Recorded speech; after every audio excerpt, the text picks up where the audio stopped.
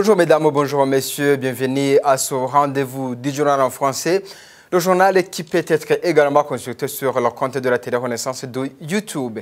Les titres pour commencer ce journal, le rapatriement des militaires burundais qui sont en Somalie en maintien de la paix a commencé ce jeudi. Malgré les contestations du régime de Bujumbura, le chef de l'État, lui, insiste que cette mesure soit suspendue en attendant des pourparlers sur ce sujet. Cela n'a pas également laissé indifférent l'Assemblée nationale du Burundi qui s'est réunie ce jeudi après-midi pour échanger sur ce rapatriement. Vous aurez quelques questions des parlementaires. En politique, le parti FNL de Jacques Bigirimana a affirmé qu'il n'y a plus de conflit entre lui et Agathon Rwasa puisque les idéologies ne sont plus les mêmes. Nous allons poursuivre dans son journal avec les dessous de l'assassinat de Melchior Ndadaye. Certaines personnalités civiles et militaires d'ethnie Tutsi qui ne voulaient pas que le pays soit dirigé par Hutu, surtout des partis Sawanyafro debout. Voilà pour le sommaire de ce journal. Encore une fois, bienvenue.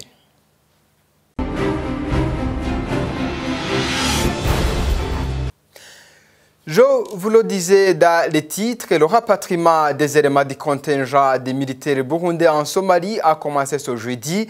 Au total, ils sont au nombre de 1000 qui doivent retourner au pays d'ici samedi. L'opération prendra donc 3 jours. Un rapatriement dans un contexte de protestation du gouvernement burundais.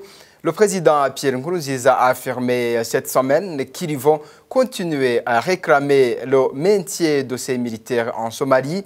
C'était à l'issue de la visite du président somalien au Burundi. Par ailleurs, une réunion de 2 chambres du Parlement s'est tenue ce jeudi pour parler de la question. Je vous propose d'écouter les questions du député Zeno Ndaruvukanye, président de la commission chargée de la sécurité et la défense au sein du Parlement burundais.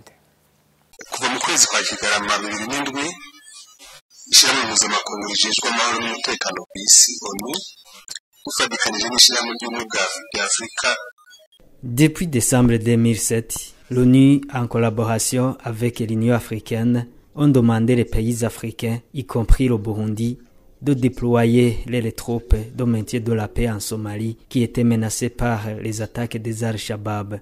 Le Burundi s'est donné en déployant une force burundaise dans ce pays. Ce contingent burundais ont tout fait pour ramener la paix en Somalie. La preuve en est qu'aujourd'hui, le Burundi et la Somalie sont devenus des amis. Mais ce qui est surprenant, nous venons de constater qu'il y a une réunion du Conseil de sécurité de l'Union africaine qui a pris la décision de réduire le contingent burundais à jusqu'à 1000 soldats. La réunion du Conseil de sécurité veut connaître ce qui suit. Et c'est une réalité que cette décision a été prise. Chaque pays devrait envoyer combien de soldats? Est-ce que cette décision concerne uniquement le Burundi? Il n'y a pas autre pays, outre que le Burundi, qui doivent réduire leur contingent. Est-ce que l'Union africaine serait-elle au courant de cette situation? La Somalie serait-elle en sécurité totale pour réduire le nombre de soldats qui sécurisaient ce pays? Selon vous les ministres, quel est le mobile de la réduction de ce contingent? Cette décision ne peut-elle pas être prise pendant que Paul Kagame était à la tête de l'Union africaine, comme nous savons que le Rwanda n'a pas de bonnes relations avec le Burundi depuis 2015. N'y aurait-il pas une influence de ce dernier? L'ancien président Buyoya, comme il est recherché par la justice burundaise, n'y aurait-il pas son influence, lui aussi, dans ces décisions prises pour le Burundi? Si cette décision devient une réalité, quel est l'état du gouvernement burundais sur cette question?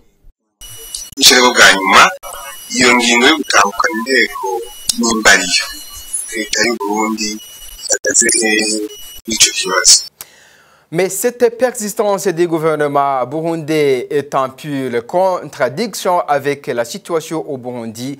C'est le constat de Pacifique Ninazwe, le président du FOCODE, qui a initié la campagne Bring Back Our Soldiers ou ramener nos militaires en France. Nous sommes dans un paradoxe. D'un côté, Pierre Nkurunziza résiste à toutes les initiatives de la communauté internationale pour résoudre la crise politique qui est au Burundi depuis 2015. Vous savez, le Burundi a refusé le déploiement des observateurs de l'Union africaine. Le Burundi a souvent résisté aussi ou a renvoyé même des représentants spéciaux du secrétaire général des Nations Unies. Le Burundi se trouve dans un véritable défi. Le Burundi est en train de défier l'ensemble de la communauté internationale sur toutes les initiatives visant à résoudre la crise en cours au Burundi depuis 2015. Et de l'autre côté, nous voyons Nkurunziza qui s'empresse, qui veut absolument participer dans des missions de paix pour aider à résoudre les crises d'ailleurs. C'est anormal dans cette situation et nous pensons que la communauté internationale devait cesser d'être complaisante de cette double casquette de Nkurunziza. Aussi, nous sommes opposés à la participation des troupes burundaises dans les missions de paix à l'extérieur, tant que cette participation aidera dans la consolidation de la dictature au Burundi et de la violation des droits des Burundais. Vous savez, nous avons souvent démontré que les militaires les plus zélés dans la répression sont envoyés prioritairement dans les missions de paix comme une récompense à leurs crimes. Et nous avons souvent aussi démontré que les fonds provenant de la participation des militaires burundais dans les missions de paix aide notamment dans l'entretien de la milice Imbonerakure. Et ces fonds aussi donnent à Nkurunziza la possibilité de continuer à résister à la résolution de la crise burundaise, notamment en refusant tout dialogue de paix sur le Burundi. Et dans cette situation, nous pensons que la mesure de renvoyer les 1000 militaires burundais de la MISOM est un premier pas, un message direct à Nkurunziza pour lui dire que s'il continue sur sa lancée, les autres militaires aussi pourront être renvoyés et c'est sûr que la dictature burundaise aura des difficultés financières si on renvoie l'ensemble des militaires burundais déployés un peu partout dans les missions de paix. Voilà, c'était Pacifique Ninahazwe qui a été joint par téléphone. Il est président de l'association FOCODE. La police burundaise continue de torturer des citoyens pour un ou oui pour un non, à l'exemple de ce vieil homme de la commune de Rumonge, battu par des policiers qui l'accusaient de sorcellerie. Écoutez.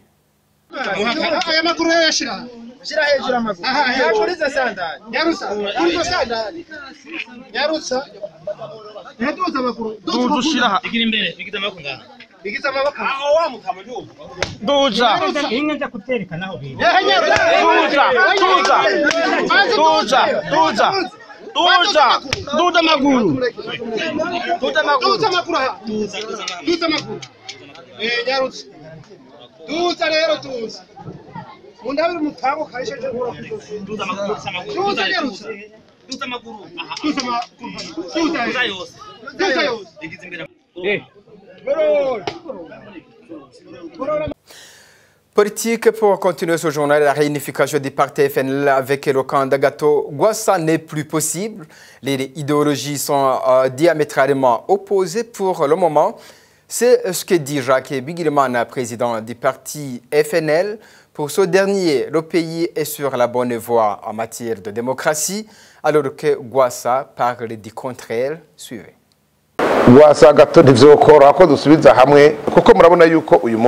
C'est pas facile de nous réconcilier avec Agathon Rwasa parce qu'aujourd'hui, l'idéologie de ce parlementaire est opposée à l'idéologie du FNL. Il n'y a plus de point d'intersection. Lui, il voit qu'au Burundi, il n'y a pas de sécurité, pas de démocratie. Il rejette tout en bloc, alors que pour nous, nous disons qu'au Burundi, il y a du progrès. Oui, il y a encore à faire, mais nous allons évoluer pas à pas car la démocratie est un processus. Nous considérons que les acquis sont largement satisfaisants. Il y a encore à améliorer. Notre rôle est de faire notre part. Interpeller ceux qui dirigent le pays, de faire ceci et cela, ici et là. S'ils voient vraiment que son idéologie s'approche de la nôtre, que réellement maintenant nous avons la même vision, surtout si la situation du pays, sur le pas déjà franchi, s'il fait la même lecture que nous, et qu'il a la même conviction que nous, et qu'il souhaite qu'on travaille ensemble, nous l'accueillerons bras ouverts. Mais je crois que ce n'est plus possible, car sa position n'est plus en secret pour personne.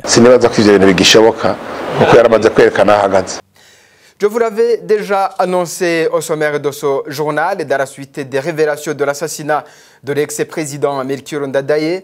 Innocent Muhozi, directeur de la télévision Renaissance, indique que Ndadaye a été assassiné par des militaires qui n'ont pas supporté l'idée que le Burundi soit dirigé par un président Hutu, surtout pas celui dit Frodebou. Suivez Innocent Muhozi.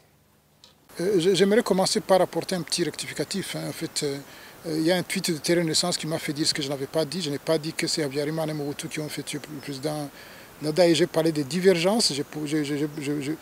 Je réexpliquais le contexte, certains éléments du contexte de l'époque, où il y avait des divergences fondamentales entre le président Ndadaye, le président Mobutu, le président Habyarimana. Des éléments qui peuvent avoir leur signification quant à ce qui va suivre plus tard. Donc je n'ai jamais dit qu'il a été... Je ne peux pas prétendre savoir qui a donné ordre de tuer le président Ndadaye, certainement pas ça. Par contre, ce qui est certain, qui est évident, c'est qu'il a été assassiné par des militaires burundais de l'armée burundaise. Là, il n'y a pas de doute sur cela. Lui, comme le président de l'Assemblée, Karibwami Ponsien, comme le vice-président Gilles Mazboute, comme Richard qui était au renseignement, comme l'épouse du président Ibanou Nganya, comme beaucoup d'autres hauts cadres qui ont été tués à ce moment-là, qui ont été tués par des militaires. Ce qui se passera après, évidemment, c'est une autre histoire, mais on en reparlera aussi. Pour l'instant, ce que j'aimerais apporter comme élément supplémentaire en termes du contexte, c'est 2-3 éléments. Le premier élément, c'est de se souvenir que quand le président Ndadaye a été élu, il y a eu dans les milieux Tutsi, parlons crûment comme cela, des gens qui n'ont pas supporté l'idée que le Burundi puisse être dirigé par un président Hutu, surtout pas celui du Frodebou ou du groupe Frodebou. Ça, aussi bien au niveau des civils Tutsi, il y avait des gens qui étaient dans cet état d'esprit que chez les militaires. Ce qui explique d'ailleurs le deuxième aspect dont il faut se souvenir, la tentative de coup d'État début juillet, avant même que le président Ndadaye ne soit investi. Où des militaires se sont dirigés vers le lieu de résidence du président Ndadaye, c'était d'ailleurs le même lieu qu'on appelle aujourd'hui chez Ndadaye, l'ancien palais du roi Mwambutsa, où ils se sont dirigés vers ce palais pour aller arrêter le président Ndadaye, mais qui ont été repoussés par d'autres militaires qui assuraient la sécurité du président Ndadaye, qui était dirigé par un officier particulièrement intègre et connu, le Kinikizagrassien, et qui ont repoussé cette tentative.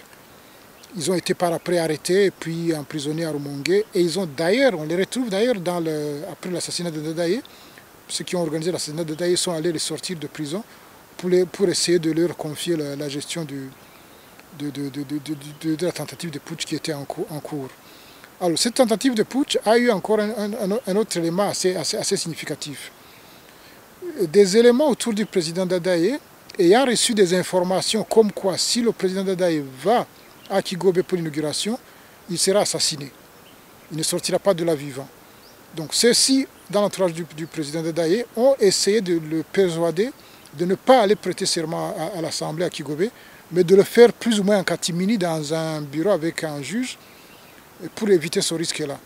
Mais c'est quand certains ont parlé avec l'état-major que l'état-major a organisé la sécurité du président en disant que le président ne peut pas prêter serment en catimini, il faut que ça soit fait dans les formes et que la sécurité du président a été organisée, comme on a pu le voir, la passation de pouvoir entre l'ancien président Buyoya et Ndadaye. Il ne faut pas oublier aussi qu'à cette époque-là, il y avait une animosité assez extrême dans certains milieux Tutsi, encore une fois, aussi bien civils que militaires, qui disaient que le président Buyoya a vendu le pays aux Hutus, comme si les Hutus étaient des étrangers, etc. Donc ça, c'était des éléments vraiment de tension qui étaient déjà dans le pays. Maintenant, ces éléments-là du contexte sont extrêmement importants pour essayer de comprendre un peu, parce qu'il y avait une forte tension sur la question de réforme ou d'adaptation de l'armée au contexte démocratique. Mais il y avait déjà une tension autour du président Ndadaye, certains qui étaient radicalement pressés de réformer l'armée, et le président Ndadaye qui disait doucement, doucement, il faut qu'on voit qu'est-ce qu'on peut faire, comment on peut le faire, en plus des autres réformes qui étaient en cours. Donc c'est vraiment important de comprendre ces tensions qu'il y avait au sein de l'armée comme au sein des civils et sur ce nouveau président Hutu qui venait d'être élu, qui a été tué par des militaires Tutsis, mais que d'autres militaires avaient sauvé avant Et les questions vont commencer maintenant à partir de ce moment-là. Quand le 21 octobre, le putsch a eu lieu, il s'était passé des choses qui expliquent pourquoi ça a dérapé. Avant de clore ce journal, une nouvelle représentation de la Turquie au Burundi. Serap Atayi est le nouveau ambassadeur de ce pays au Burundi qui a remis ses lettres d'accréditation au Burundi. Le siège de son pays était en Tanzanie auparavant, mais il vient d'être délocalisé dans la capitale burundaise, comme le précise ici Alain Diomede Nzeyimana, porte-parole adjoint du chef de l'État. On l'écoute. haje kwakira umufasoni Serap Atayi akaba yarazanye amakete amugena. Le président de la République vient d'accueillir Madame Serap Atayi qui amène sa lettre de nomination en tant qu'ambassadeur de la Turquie au Burundi. Elle succède à notre qui résidait en Tanzanie, mais le nouveau ambassadeur aura sa résidence au Burundi. L'ambassade de la Turquie sera basée à Bujumbura. Ça a été une occasion pour les deux de revoir les relations qui existent entre les deux pays, qui sont bonnes en général et qui doivent être consolidées. Le Burundi et la Turquie ont connu même problème liés aux tentatives de renversement des pouvoirs avec une main derrière des colons qui ont pour conséquence atteinte à la sûreté nationale à cause de certaines puissances mondiales. Le président Pierre Nkurunziza a remercié la Turquie pour l'idée d'ouvrir son ambassade au Burundi. L'ambassadeur de la Turquie a fait savoir quant à elle que les investisseurs turcs vont bientôt venir à Bujumbura et ailleurs. Ils attendaient bien sûr les travaux de finissage.